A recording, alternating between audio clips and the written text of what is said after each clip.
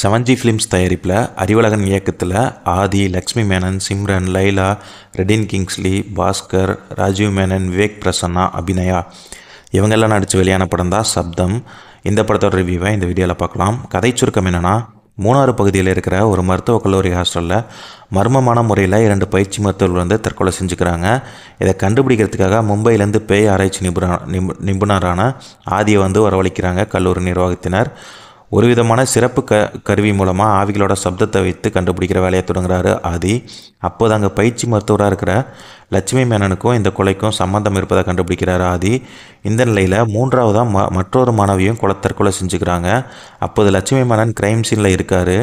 அதற்கு நடந்தது என்ன, இந்த தற்கொலைக்கெல்லாம் யார் காரணம், எதற்காக நடந்ததுன்னு கண்டுபிடிக்கிறது தான் இந்த மீதி படத்தோட கதை. ஈரம் படத்தில் தண்ணீர் மூலமாக வித்தியாசமான பேயை கட்டியிருப்பார் இயக்குனர் அறிவழகன். இந்த படத்தில் சப்தம் மூலமாக பேய் வருவதாக காட்டியிருக்காரு. இந்த படம் வந்து ஈரம் படத்தோட 2ஆம் பாகம் இல்லை, ஒரு ஹாரர் படம். டெம்ப்ளேட்டான சில விஷயங்கள் அப்படியே இருக்கும். அது எல்லாத்தையும் இந்த படத்தில் காட்டியிருந்தாலும் அதை தாண்டி சப்தம் என்ற ஒரு வித்தியாசமான கான்செப்டை வச்சு எடுத்திருக்காரு இயக்குனர். வழக்கமான பேய் படமாக இருந்தாலும் ஒரு கான்செப்டை கையில் எடுத்து அதற்கு தேவையான ஜஸ்டிஃபிகேஷனை தன்னுடைய ஆராய்ச்சி மூலயமா கதையில் ஆதாரத்தோடு சொல்லியிருக்காரு இயக்குனர். ஹாரர் படனாலே உடனே ஆதியை கூப்பிடுங்கன்ற சொல்கிற அளவுக்கு பேய் படத்துக்கு ஏற்ற முகபாவங்களை கச்சிதமாக கொடுத்துருப்பாரு. கேரக்டருக்கு ரொம்ப பொருத்தமாக நடிச்சிருப்பார். அதுபோல் ஹீரோயினாக லக்ஷ்மி மேனனும் சிறப்பான நடிப்பை வெளிப்படுத்தியிருப்பாங்க. அதுக்கப்புறம் சிம்ரன், லைலாவும் இந்த படத்தில் நல்லா கலக்கியிருப்பாங்க. ரெடின் கிங்ஸ்லி காமெடி பெருசாக இந்த படத்தில் ஒர்க் அவுட் ஆச்சான்னு தெரில, ஒர்க் அவுட் ஆகலைன்னு என்னை பொறுத்த வரைக்கும். அதுக்கப்புறம் எம்எஸ் பாஸ்கர், விவேக் பிரசன்னா, அபிநயா அவங்கெல்லாம் ஒரு சில காட்சியில் வந்துட்டு போகிறாங்க. பேய்படனாலே இசைக்கு ரொம்ப முக்கியத்துவம் கொடுக்கணும். அதே நேரத்தில் இந்த படமே சப்தங்கிறதான் படமே. ஸோ பேய்க்கு இசையமைப்பாளர் தமன் வந்து பெரிய மெனக்கெட்டில் கொடுத்துருக்காரு. ஒவ்வொரு காட்சியிலையும் அவர் எடுத்துக்கொண்ட முயற்சி வந்து தேட்டரில் பார்க்க அவங்க ரொம்பவே மெய்சில் இருக்க வச்சுருக்கு, அந்தளவுக்கு இருக்குது.